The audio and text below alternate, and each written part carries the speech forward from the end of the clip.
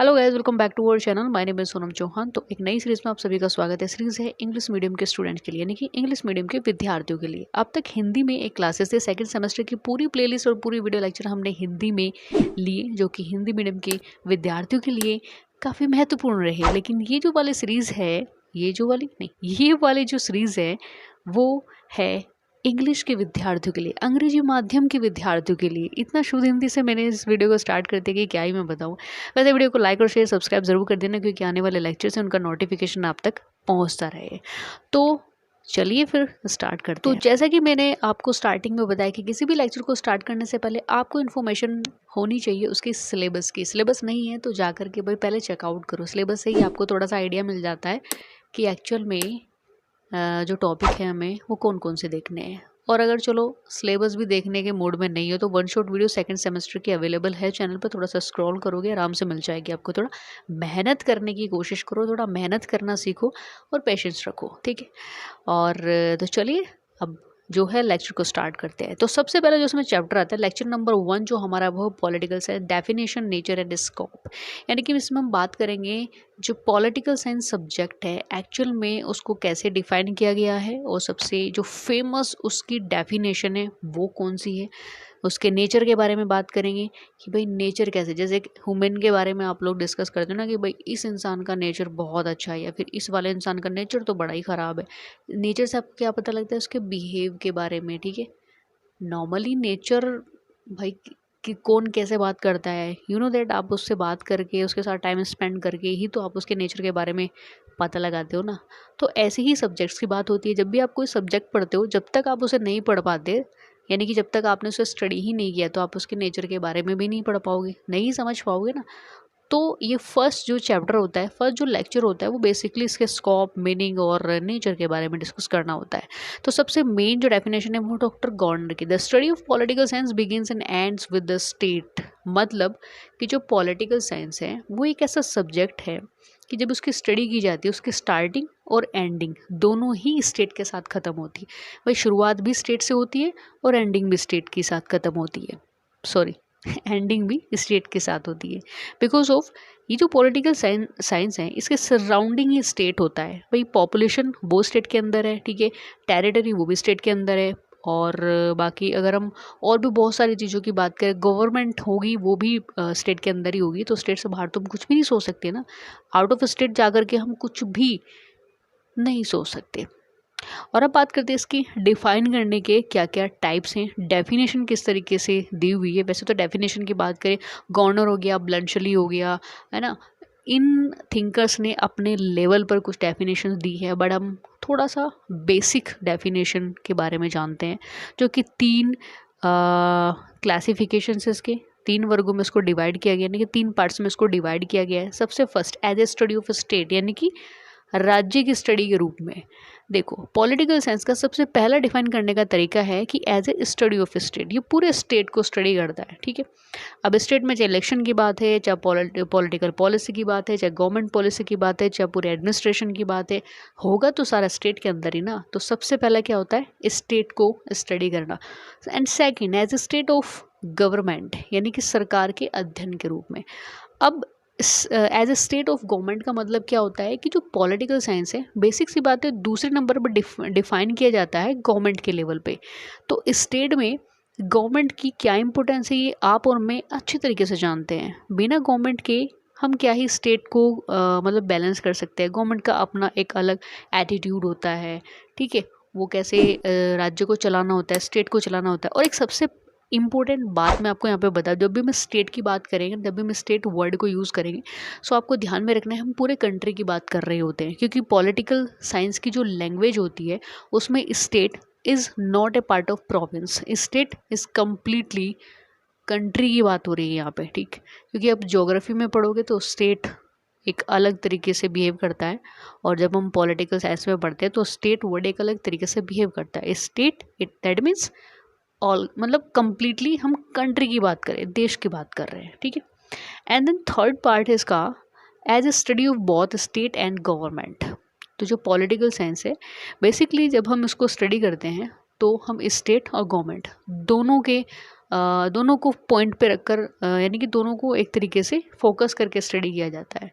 तो political science को जब भी डिफाइन किया जाता है तो तीन उसके टाइप्स हैं। एक नॉर्मली स्टेट को स्टडी किया जाता है, दूसरा गवर्नमेंट को स्टडी किया जाता है और तीसरा इन दोनों को स्टडी किया जाता है। ठीक है, यहाँ तक क्लियर आउट हुआ? ओके, तो चलिए अब लेक्चर को आगे बढ़ाते हैं। तो नेक्स्ट टॉपिक है nature of political science. Political science has been called political science, यानी कि राजनीति विज्ञान को राजनीति विज्ञान कहा गया है। But most scholar are not ready to accept this subject as a science, यानी कि बहुत सारे ऐसे विद्वान हैं जो उसे साइंस की तरह नहीं मानते। ठीक है, that is why the question of nature of political science is highly controversial. लेकिन इसी कारण मतलब राजनीति विज्ञान को प्रकृति का प्रश्न यानी कि क्वेश्चन ऑफ नेचर अत्यधिक विवादास्पद हो गया है। यानी कि इसको डिफाइन करने के जो तरीके हैं या फिर अलग अलग जो थिंकर्स इसके बारे में सोचते हैं कि भाई इसका नेचर एक्चुअल में क्या है, क्या ये साइंस है, क्या ये आर्ट है। बट कुछ ऐसे थिंकर्स हैं जो बिल्कुल भी रेडी नहीं होते हैं accept this sense as a science या accept this subject as a art. ठीक है, जस्ट ए कंट्रोवर्शियल टॉपिक। तो यहाँ पर इस तरीके से हम इसको डिस्कस करते हैं। एंड देन नेक्स्ट टॉपिक है traditional scope of political science. कि जब हम स्कोप ऑफ पॉलिटिकल साइंस की बात करते हैं यानी कि राजनीति विज्ञान के क्षेत्र की बात करते हैं, एरिया की बात करते हैं, तो सबसे पहले बात करते हैं हम इसके ट्रेडिशनल बेस पर। Generally the field of subject refers to that subject matter that is a what think are study in it. That means generally किसी भी सब्जेक्ट के क्षेत्र में यानी कि एरिया में जो मीनिंग्स होता है उसका वो उस विषय की विषय सामग्री यानी कि जो सब्जेक्ट मैटर होता है उससे रिलेटेड होता है। कहने का मतलब है कि उसमें किन किन बातों का अध्ययन किया जाता है ना। दैट इज़ वॉट थिंक और स्टडी इन इट, यानी कि उसमें किन किन बातों का अध्ययन किया जाता है। भाई किसी भी सब्जेक्ट के बारे में जब आप स्टडी करते हो तो बेसिक सी बात है वो सारे पॉइंट आप अलग करके रखते हो कि भाई इस सब्जेक्ट में क्या क्या पॉइंट है जिसको डिस्कस करने के लिए रखा जा सकता है।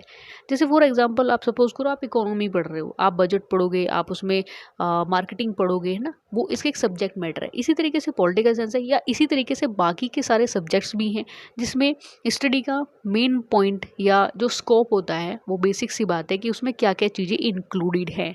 ठीक है, नॉर्मली उनमें क्या क्या चीज़ें उसमें स्टडी के लिए रखी जाती है। जब पॉलिटिकल साइंस की आप बात करते हैं, इसके बारे में स्टडी करते हैं, तो इसका जो स्कोप है कोई लिमिटेड नहीं है। अब सबसे पहले है ट्रेडिशनल बेस पर कि जो परंपराओं से जुड़ी हुई जो स्टडी मटेरियल है वो किस तरीके से होता है। एंड देन फर्स्ट है इसमें फर्स्ट पॉइंट है with respect to the person, यानी कि व्यक्ति के संबंध में या कॉन्टेक्स्ट टू द पर्सन। तो under the study of political science the whole human life is not study but the human being is study only in the context of the state institution. That means कि जो political science है उसकी study के according समस्त मानव जीवन की जितनी भी ह्यूमन लाइफ है उसमें जो अध्ययन जो मतलब स्टडी होती है वो नहीं होती एक्चुअल में देखा जाए तो ह्यूमन लाइफ पर आप स्टडी कर ही नहीं सकते, बल्कि जो स्टेट इंस्टीट्यूशन है, जो राज्य संस्था है, उसी के संदर्भ में मनुष्य का अध्ययन किया जाता है। आप सीधे तौर पर ह्यूमन लाइफ को स्टडी नहीं कर सकते। ठीक है, क्योंकि ह्यूमन लाइफ तो क्या अप्स एंड डाउन में चलती रहती है। आप राज्य के आधार पर उसको स्टडी कर सकते हो, यानी कि स्टेट में जा कर के स्टेट को एक मतलब पॉइंट पे रख सकते हो, स्टेट के आधार पर ह्यूमन लाइफ को स्टडी कर सकते हो। तो पहला तो ट्रेडिशनल बेस का जो मतलब जो ट्रेडिशनल स्कोप है पॉलिटिकल साइंस का वो तो यही है कि as a context of the person. ठीक है, एंड देन सेकंड है द कॉन्टेक्स्ट ऑफ स्टेट। तो state is a main subject of political science. तो स्टेट है, हमने स्टार्टिंग में ही पढ़ा डेफिनेशन में कि जो स्टेट है वो एक मेन सब्जेक्ट माना जाता है पॉलिटिकल साइंस का, क्योंकि स्टडी ही इसके स्टार्टिंग और एंडिंग इसी से होती है। ठीक है, the supreme and all round development of persons personality happens only through the state. राज्य राजनीति का बहुत महत्वपूर्ण विषय माना जाता है, एक मेन इम्पोर्टेंट सब्जेक्ट माना जाता है। व्यक्ति की जो पर्सनैलिटी है उसको सर्वोच्च और सर्वांगीण विकास के लिए, उसके सराउंडिंग डेवलपमेंट के लिए राज्य से ही हम हेल्प ले सकते हैं। यह वही एक माध्यम है। देखिए, हमारा या आपका या हम सबका जो भी और सराउंडिंग जो पर्सनैलिटी डेवलपमेंट होता है वो एक स्टेट में रहकर ही कंप्लीट होता है। ठीक है, हम कहने लगे कि हम जंगलों में जाकर के रहने लगे, हम फॉरेस्ट में जाकर के रहने लगे, बेसिक सी बात है। आप कैंपेन कर सकते हो, 1 हफ्ता 10 दिन में मैक्सिमम 1 मंथ आप रह सकते हो, सर्वाइव कर सकते हो, लेकिन उसके बाद आप क्या वहाँ पे कम्प्लीटली एक अपनी लाइफ को स्पेंड कर सकते हो, पूरी तरीके से नहीं कर पाओगे, इज़ नॉट पॉसिबल। काफ़ी कॉम्प्लिकेशंस हैं, काफ़ी मतलब आपको कोई भी जानवर खा सकता है, ठीक है, आपकी लाइफ सिक्योर नहीं है। सिक्योर कहाँ है? राज्य के अंदर, स्टेट के अंदर। तो पर्सनैलिटी का मतलब सर्वाइव करना, या फिर उसमें आप किस तरीके से अपने जीवन को डायरेक्शन दे रहे हैं, क्या क्या आपकी सफलताएं हैं, क्या आप काम कर रहे हो, वो सब स्टेट के अंदर कंप्लीट होता है, ठीक। तो एक स्कोप इसका सेकेंड वाला ये भी है। एंड देन थर्ड है in the context of government. State and government are complementary to each other, है ना, कि जो राज्य है कि सरकार और राज्य एक दूसरे के पूरक है। नॉर्मली ईच अदर, एक दूसरे के साथ मिलकर काम करते हैं। बिना राज्य के सरकार नहीं है, बिना सरकार के राज्य नहीं है। Without one we can not study the other, ठीक है, एक के बिना हम दूसरे को स्टडी नहीं कर सकते, है ना। The state exercise it's sovereign power only through the government, so no study of the state can be considered complete without the government। यानी कि जो राज्य है वो अपनी सॉवरेन है, जो संप्रभु है, उसकी पावर का प्रयोग करके सरकार के ही माध्यम से वो करता है, और सरकार के बिना राज्य की किसी भी स्टडी को वो कंप्लीट नहीं मान सकता। तो हम यहाँ पे मान सकते हैं स्टेट, गवर्नमेंट, या ये दोनों मिलकर के ही पूरी पॉलिटिकल साइंस के स्कोप का काम करती है, ठीक। लेकिन ज़रूरी नहीं है कि स्कोप सिर्फ इतना ही है भाई, इसके अलावा भी, इसके बियॉन्ड भी, जब हम पॉलिटिकल साइंस के स्कोप की बात करते हैं तो कोई लिमिटेशन नहीं है इसके स्कोप की। तो नेक्स्ट हम बात करेंगे scope of modern political science, यानी कि जो स्कोप है, जो उसका क्षेत्र है, वो आधुनिक राजनीति का भी क्षेत्र है। वो कैसे, पॉइंट वाइज डिस्कस करते हैं। सबसे फर्स्ट है कि political science is the study of political system, कि राजनीतिक विज्ञान राजनीतिक व्यवस्था का अध्ययन है, ठीक है। भाई पॉलिटिकल सिस्टम किस तरीके से काम करता है, एक्चुअल में किस कंट्री में किस हिसाब से पॉलिटिक्स होती है, पूरा जो स्टडी किया जाता है वो मॉडर्न पॉलिटिकल साइंस के अंतर्गत किया जाता है, ठीक है। पहले समय में ट्रेडिशनल बेस पर क्या होता था, राज्य, गवर्नमेंट, या फिर एज ए पर्सन या ह्यूमन लाइफ को स्टडी कर लिया राज्य की या स्टेट के अंतर्गत, यानी स्टेट के आधार पर। लेकिन इसके अलावा भी जब स्टडी की बात आती है, स्कोप की बात आती है, तो हमारे माइंड एकदम से मतलब ऐसा हो जाता है कि बस जो पॉलिटिकल साइंस है उसके पास मतलब उसमें स्टडी करने के लिए बहुत सारी ऐसे मैटर्स हैं, ऐसे सब्जेक्ट मैटर जिनको हम स्टडी कर सकते हैं। तो political science is the study of political system, ठीक है। तो वो पूरे पॉलिटिकल सिस्टम, अब जब हम पूरे पॉलिटिकल सिस्टम की बात करते हैं ना, तो इसमें इलेक्शन, चुनाव, वोटिंग सिस्टम, ये सब कुछ आ जाता है टोटल। दूसरा पॉइंट है study of the other social sciences. सबसे मेन और सेकंड जो पॉइंट है मॉडर्न पॉलिटिकल साइंस के स्कोप का, वो है कि इसमें पॉलिटिकल साइंस की जो स्टडी होती है वो अदर सोशल साइंस के साथ भी रिलेट करके हम इसको स्टडी करते हैं, चाहे वो हिस्ट्री हो, चाहे वो सोशोलॉजी हो, चाहे वो फिलोसफी हो, साइकोलॉजी हो, ठीक है, चाहे वो बायोलॉजी हो, ठीक। अब आप सोच रहे होंगे कि बायोलॉजी से क्यों उसको रिलेट करते हैं। भाई बायोलॉजी में क्या होता है, हम मानव शरीर का अध्ययन करते हैं, और जैसे उसके ऑर्गन्स होते हैं उनसे कंप्लीट एक ह्यूमन बॉडी तैयार होती है। तो ठीक वैसे ही कुछ स्टेट के एलिमेंट्स होते हैं, जैसे पॉपुलेशन, टेरिटरी, सोवरेनिटी, गवर्नमेंट, जिनसे मिलकर के एक स्टेट तैयार होता है, एक देश तैयार होता है। उनमें से एक भी कम हो जाए तो वो स्टेट नहीं, इज़ नॉट ए कंप्लीट, ठीक। तीसरा इसमें स्टडी ऑफ पॉलिटिकल बिहेवियर, यानी कि राजनीति व्यवहार का अध्ययन।